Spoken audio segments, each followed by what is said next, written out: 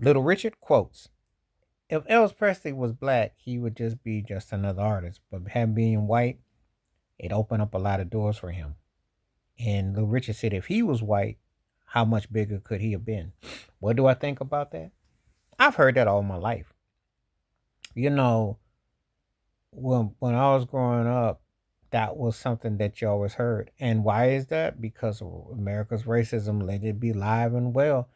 And when we talk about music artists or athletes or entertainers, you know, that's a factor because when we talk about anything to this day, but let's talk about that in music.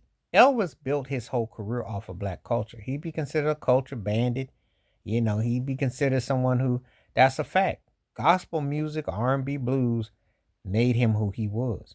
So when he gyrated, did his hip pelvis, the whole nine, it was akin, and it was something that he knew that was what crossed him over. That blew him up. It's the most twisted thing you can imagine because you live in America and you in white world, etc. But you use black music, which is the happening thing, to blow you up. Think about that for a moment. That's what blow your career up. You emulating a culture, cosplay as they call it, and that's what got him over. The stuff that he loved to listen to is what sold him to the masses, even though they would not buy, you know, the same thing from a black artist doing it, not in the same. It is just amazing how the twisted mental psychological dynamics are at work and how twisted and in truth is that is a mental pandemic illness that you can't even explain. And he was very entertaining and he was very good and he had some great songs. He had a black man rated songs too named Otis Blackwell. A lot of people don't know, don't care. I got to bring that up. But what Little Richard was saying is that, yeah, but he said that that's how the door got open.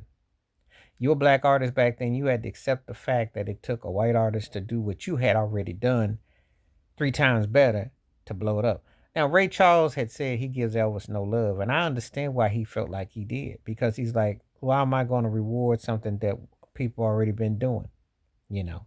And somehow it's supposed to be seen as something cool and chic.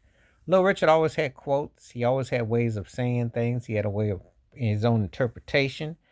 And some things people agree with, some didn't. But one thing about it is this: his music and his vibe and persona was very influential. He's probably one of the 10 most influential artists ever.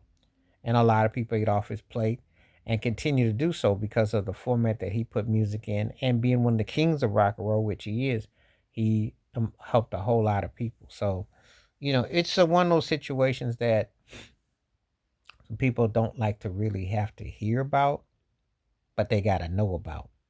They got to know that, hey, this is reality and this is something that you can't sweep under the carpet.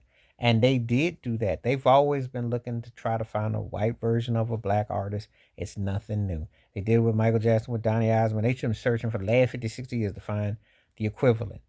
So music is just as racial as anything, and barriers are just as they are. And so when you hear about this, it's like, this is just something that he spoke about, you know. And him and Elvis were cool.